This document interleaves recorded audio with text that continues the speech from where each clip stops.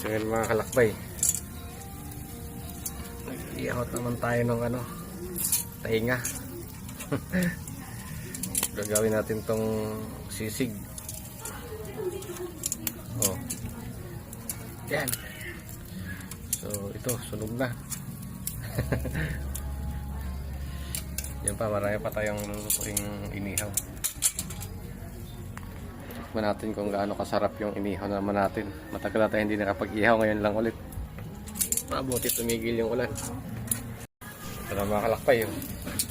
Nag-umpisa nang maluto yung mga tainga.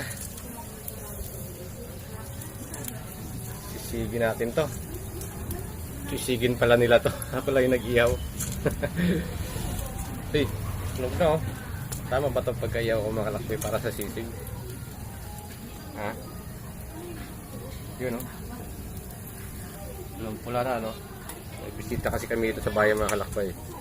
So nagpaluto sila sa akin ng inihaw para gawin daw ng sisig.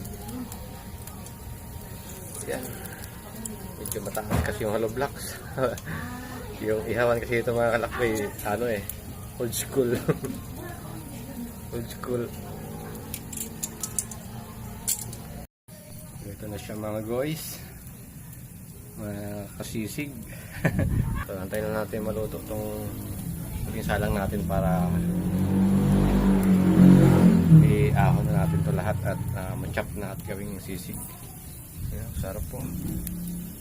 Oh. So ayan mga kalakbay, mga kaihaw, pinhabulan pa pala tayo ng atay no.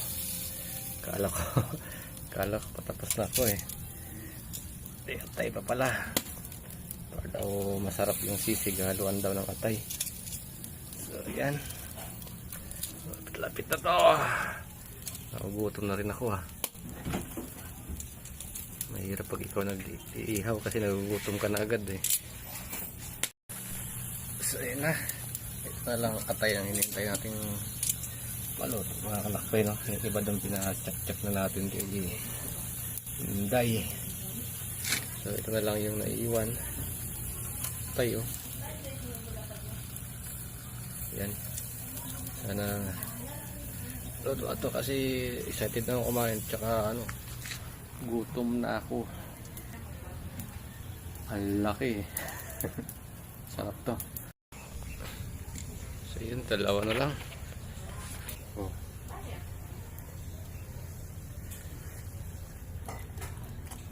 Sarap.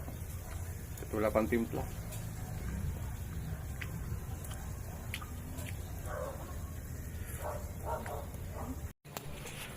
Ano na? Makalak pa yun. Pa-partner yan, no? Isang kabayo. Ito na yung final result mga kalakbay, no? Natimpla na nila, hindi ako yung nagtimpla ng sisig, ha? Sisig ba to? Sino nagtimpla? Yung nagupit sa'yo? Ang tawag yan.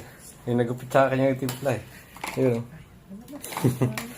So, titikpan natin kung kasi yung gupit niya pangit. Tingnan natin kung masarap ba yung timpla nito.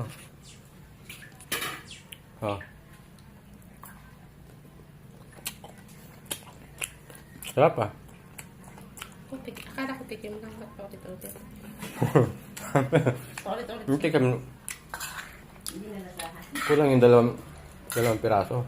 Mas marami. Sarap. Wala saya. Wala na. Hoy.